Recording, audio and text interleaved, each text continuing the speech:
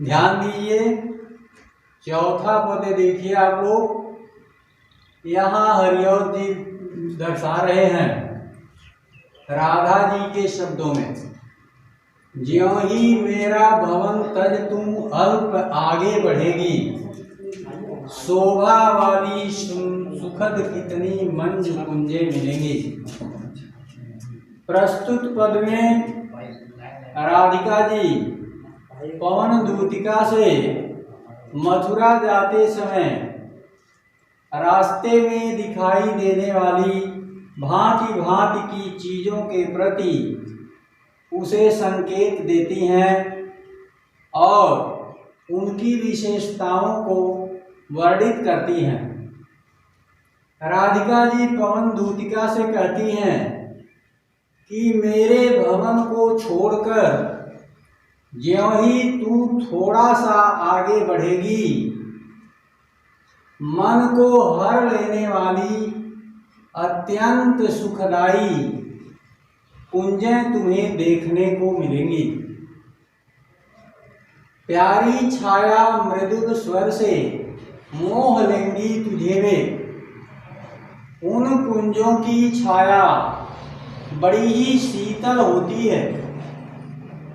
उनकी शीतल छाया तुम्हारे मन को अपने बस में कर लेगी तथा उन कुंजों में पक्षियों के मधुर संगीत निरंतर गूंजते रहते हैं। जब उस मधुर संगीत का स्वर तुम्हारे कान में आएगा, वह तुरंत तुम्हारे मन को अपनी ओर आकृष्ट कर लेगा, अपने बस में कर लेगा। तो भी मेरा दुख लख वहाँ जा न विश्राम लेना, किंतु हे पवन दूतिका, तुम्हें तो मेरे दुख का अनुमान है, तू तो मेरे दुख को भली भांति जानती हो, इसलिए उन कुंजों की मनमोहकता से तुम मेरे दुख को मत भूलना और मेरे दुख को भूल करके वहां ठहर न जाना।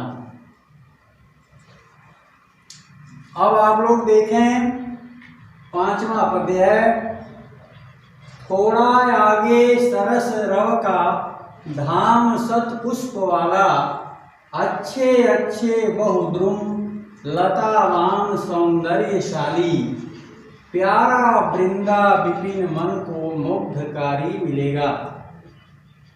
यहाँ पर राधिका जी वृंदावन की विशेषताओं का वर्णन पवन दूतिका के समक्ष करती हैं और कहती हैं कि हे पवन दूतिका, ज्यों ही तुम वहां से थोड़ा और आगे बढ़ेगी, तुम्हें सुंदर पुष्पों से सुसज्जित, अच्छे अच्छे वृक्षों से सुसज्जित, लताओं से सुसज्जित प्रिय वृंदावन देखने को मिलेगा। उस वृंदावन की विशेषताओं का वर्णन शब्दों के माध्यम से करना तो बड़ा ही कठिन कार्य है, क्योंकि वैसी विशेषता अन्यत्र कहीं भी तुम्हें देखने को नहीं मिलेगी। वह वृंदावन सबके मन को अपनी सुंदरता से मोह लेने वाला है।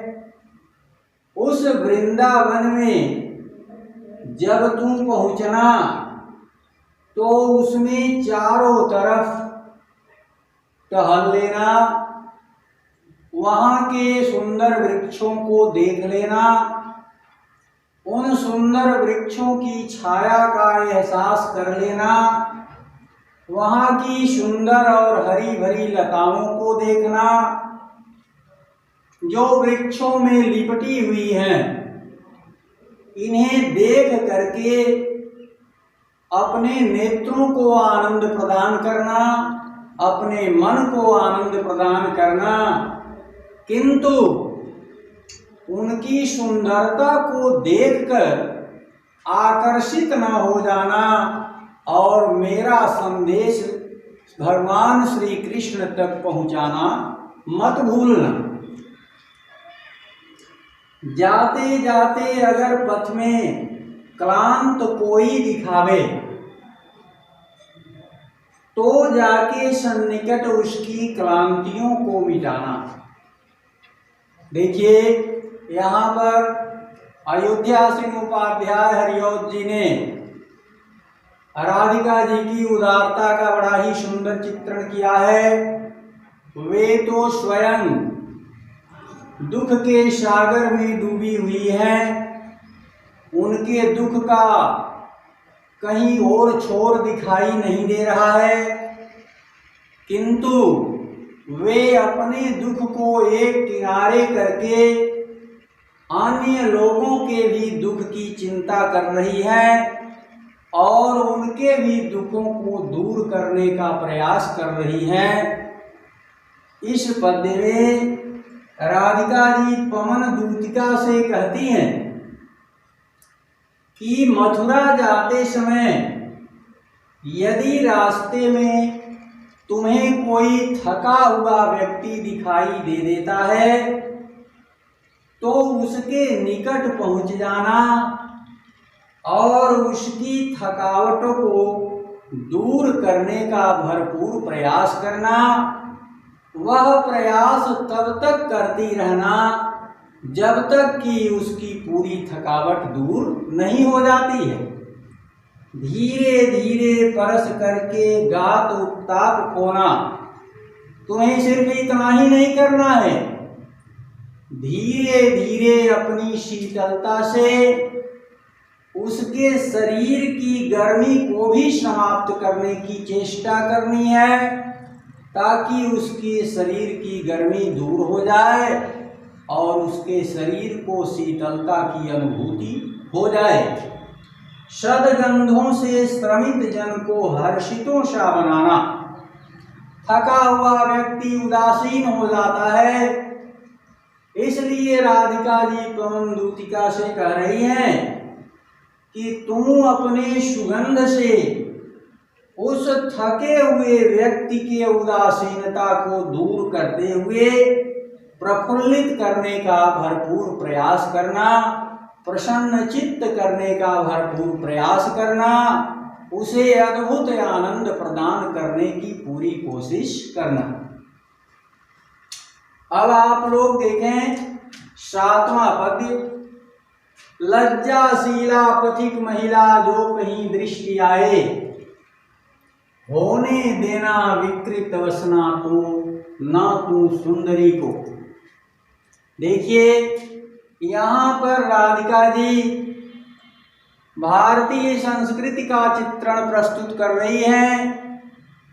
क्योंकि भारतीय नारी अपनी लज्जा को निरंतर अपने ध्यान में रखती है और सबकी नज़रों से अपने को बचाने की भरपूर कोशिश करती रहती है, अपने सभी अंगों को निरंतर ढकने की पूरी कोशिश करती रहती है। इसलिए राधिका जी पवन दूतिका को सतर्क कर रही हैं, कह रही हैं कि यदि मथुरा जाते समय तुम्हें कोई लज्जाशील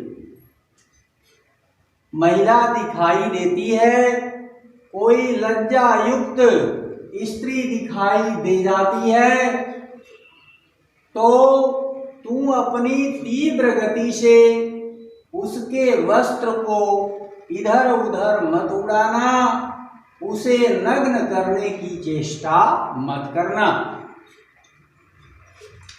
जो थोड़ी भी श्रमित वह हो, गोद ले श्रांति खोना। पुनः राधिका जी पवन दूतिका से कहती हैं कि यदि वह महिला, यदि वह स्त्री तुम्हें थकी हुई प्रतीत होती हो तो उसे अपनी गोद में ले लेना और उसकी थकावट को दूर करने की भरपूर कोशिश करना। होठों की और कमल मुख की मलानताएं मिटाना। थकावट के कारण नारियों के होठ और उनके मुख मलिन हो जाते हैं, उदास हो जाते हैं। इसलिए राधिका जी पवन दूतिका का ध्यान इस ओर आकृष्ट कर रही है कि तू उस स्त्री के होठों की और कमल के समान कोमल मुख की उदासीनता को दूर करने की भी पूरी कोशिश करना। तू उसे इतना शीतलता प्रदान करना ताकि वह तुम्हारे प्रभाव से थकावट से मुक्त हो जाए, उसके होठों पर मुस्कान आ जाए और उसका मुख खिले हुए कमल के समान सबको आकर्षित करने वाला प्रतीत होने लगे। अब आप 8वां पद देखें। कोई क्लांता कृषक ललना खेत में जो दिखावे, धीरे धीरे परस उसकी क्लांतियों को मिटाना। राधिका जी का ध्यान खेत में काम करने वाली नारियों के प्रति भी है। वो इनके प्रति भी अपनी संवेदनशीलता का परिचय देती हैं पवन दूतिका से और उससे कहती हैं कि यदि तुम्हें मथुरा जाते समय कोई किसान की पत्नी दिखाई दे देती है, खेत में काम करती हुई नजर आती है, तो धीरे धीरे परस उसकी क्लांतियों को मिटाना। क्योंकि खेत में काम करते करते लोग अत्यंत थक जाते हैं, इसलिए उसके प्रति संवेदनशीलता का परिचय देते हुए राधिका जी पवन दूतिका से कह रही हैं कि तू अपने कोमल स्पर्श से, मंद स्पर्श से उसकी पूरी थकावट को दूर करने की चेष्टा करना। जाता कोई जलद यदि हो व्योम में तो उसेला, यदि आकाश में उस समय बादल का कोई टुकड़ा तुम्हें दिखाई दे जाता हो तो उस बादल के टुकड़े को अपने मंद बल से जो है धक्का दे करके उसके ऊपर लाने की कोशिश करनी है, जिससे वह सूर्य की प्रखर धूप से बच जाए और उसको आराम का एहसास हो जाए। इस तरह से राधिका जी पवन दूतिका से कृषक पत्नी को सुखी करने का आग्रह कर रही हैं। उनका ध्यान जो है इस दिशा की ओर आकृष्ट करा रही हैं कि खेत में काम करने वाली किसान की पत्नी तेज धूप के कारण अत्यंत तप्त हो जाती है, उसकी शरीर गर्मी से बेचैन हो जाती है, उसकी शरीर गर्मी से जलने लगती है। क्योंकि हवा की प्रकृति शीतलता प्रदान करने की है, इसलिए वह पवन दूतिका से कह रही हैं कि तू अपने मंद स्पर्श से उस तप्त नारी के शरीर को शीतलता प्रदान करने की पूरी कोशिश करना, ताकि उसका सारा दुख दूर हो जाए और वह विचित्र आनंद की अनुभूति करने लगे। अब देखिए 9वां पद। जाते जाते पहुँच मथुरा धाम में उत्सुका हो, न्यारी शोभा वर नगर की देखना मुग्ध होना। राधिका जी यहाँ पर पवन दूतिका से मथुरा के सौंदर्य का चित्रण करती हैं। पवन दूतिका से बतला रही हैं कि मथुरा नगरी की जो सुंदरता है वो अलौकिक है। साधारण सुंदरता वाली नगरी मथुरा नहीं है, वो असाधारण सुंदरता वाली नगरी है। इसलिए जब तुम मथुरा में पहुंचना तो उत्सुक होकर के उस नगरी की अलौकिक शोभा को देखने की पूरी कोशिश करना और उसकी इस अलौकिक सुंदरता को देख करके प्रफुल्लित होना।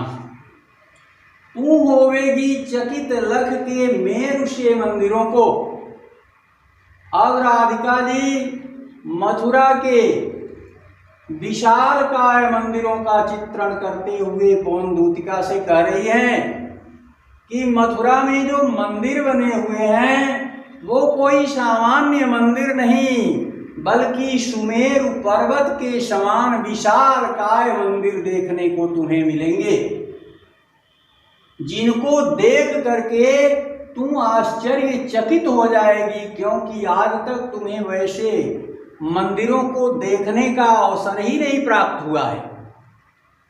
इस प्रकार जो है उन मंदिरों की विशेषता का परिचय कराते हुए राधिका जी पवन दूतिका से कहती हैं कि एक तो वो मंदिर सुमेरु पर्वत के समान विशालकाय हैं और दूसरी विशेषता उन मंदिरों की ये है कि उन पर जो कलश स्थापित किए गए हैं, उन पर जो कलश सुशोभित होते हैं, उन कलश को देखने से ऐसा प्रतीत होता है कि इस पर कोई दूसरा सूर्य अपनी आभा को चारों तरफ बिखेर रहा है।